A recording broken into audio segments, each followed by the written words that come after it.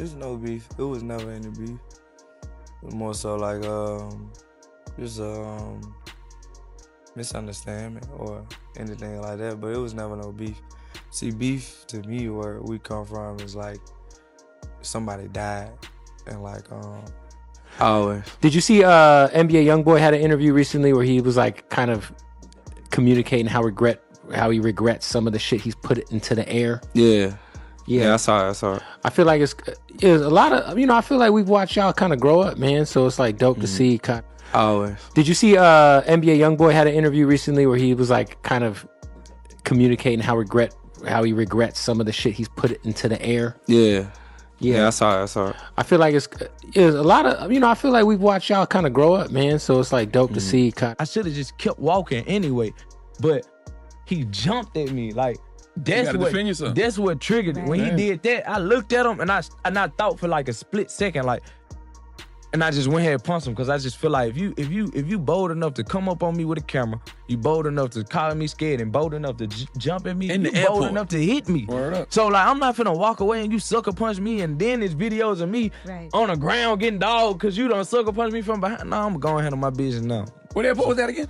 This was Atlanta. It was actually the rental car center. Nipsey Hussle, his death, like how has that infected you or impacted you as a man, as a father, and someone very impactful in the industry? I can't show fake love. I don't know him, but God bless his family, I guess. Thank you. I don't know about none of this shit.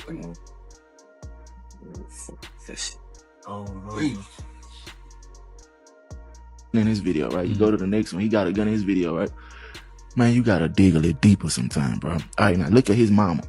His mama ain't no gangster, so how the fuck is he a gangster? That shit don't be adding up, bro. Don't try this at home. Don't try it on. It's all entertainment. Boy, It's my beats. Girl. This wasn't supposed to go this far. What started as industry tension turned into something way darker. Not diss tracks, not subs, not even street talk.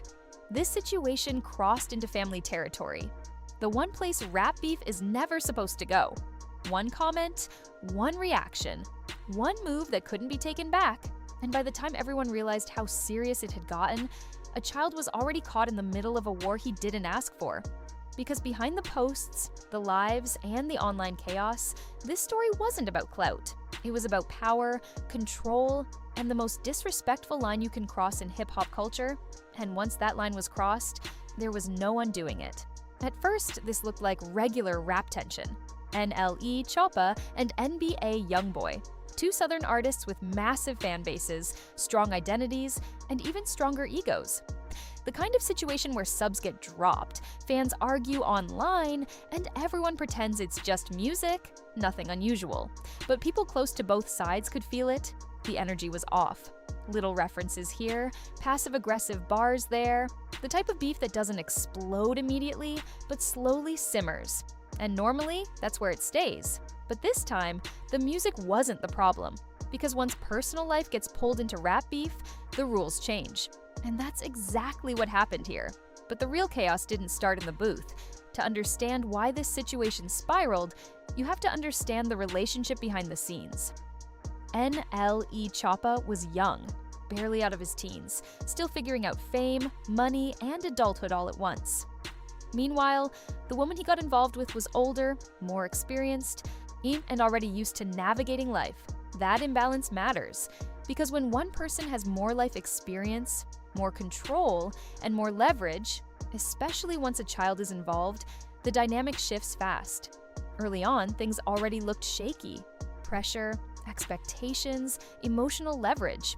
And when NLE Choppa didn't move how she wanted him to, the tension didn't fade, it hardened. That's when control becomes the goal. And once social media enters the picture, things stop being private real quick, which leads to where this really started blowing up. At first, it was subtle, posts that felt pointed, captions that didn't name names but didn't need to, old photos popping back up, the kind of stuff people do when they want attention without admitting it. Then it escalated. She went online and made a statement that hit way deeper than insults ever could. She claimed their son was calling another man dad. Not just any man, NLE Choppa's rival. In hip-hop culture, that's not a joke. That's not messy drama. That's disrespect on a spiritual level. You're not just embarrassing someone, you're attacking their role as a father, their bloodline, their identity, and the worst part? A child was being used as the weapon. But as bad as that was, it still wasn't the most dangerous part of this story. Here's what wasn't being said online. Behind the scenes, NLE Choppa wasn't just blocked from his child, his entire family was blocked too. His mother, his relatives, even an elderly grandmother who just wanted to hear her great-grandchild's voice. Think about that. Then, online, the narrative flips. A post suggesting NLE Choppa doesn't care, that he's absent, that he's not trying. But how do you call someone who can't reach you? This is where manipulation gets real. Cutting off access, rewriting the story publicly, creating the problem, then blaming the other person for it. That's not regular breakup drama, that's control. And eventually, being pushed into a corner does something to people. And eventually, NLE Choppa snapped. When NLE Choppa responded online, people were shocked. The comment wasn't calm, it wasn't mature, and it wasn't smart, but it wasn't random either. This was someone hurt, embarrassed, and powerless in the one place that mattered most, his child. When you can't fix something legally or privately, people sometimes lash out publicly. And that comment wasn't about giving permission. Oh, it was about throwing gasoline on the situation and daring it to explode. He knew who would see it. He knew how it would be interpreted. And deep down, he probably didn't expect it to go all the way. But someone did take it all the way. And that's when things went nuclear. According to multiple voices close to the situation, NBA YoungBoy didn't ignore the moment. He leaned into it. Flights, distance crossed, a message sent without a single diss track involved, because this wasn't about attraction. This was about dominance. In street culture, sleeping with your rival's child's mother isn't just disrespect, it's the ultimate power move. It says, I can touch what you can't protect. That's why this hit so hard. It wasn't private, it wasn't accidental. And once word spread, there was no walking it back. People around NBA YoungBoy went live. Stories lined up, the internet filled in the blanks. And just when everyone thought it couldn't get uglier, the loudest voice came from someone unexpected. NLE Choppa's mother went live, and she didn't hold anything back. No PR, no industry polish, just raw emotion. She spoke about the blocking, about the lies, about an elderly woman being cut off from her own great-grandchild, about knowing exactly what went down behind closed doors, even when the internet thought it had the full story. And when a mother speaks like that, people listen. Not because it's loud, not because it's dramatic, but because it sounds lived in. It sounds like pain that's been sitting there long before the cameras were turned on. Her words shifted the entire narrative. Suddenly, this wasn't just messy internet drama or two rappers trading disrespect. Oh, it looked like a pattern, a slow burn situation where control, manipulation, and silence had been building for years, long before the beef ever reached the public. What people thought was chaos suddenly started to look calculated, and by the time that realization hit, the damage was already done. Let's be real, the rappers involved will survive this. They'll drop music, do interviews, and eventually move past it. Adults always find a way to justify their actions, defend their pride, and explain why they reacted the way they did. Time gives them distance. Money gives them options. Public attention shifts, and life keeps moving.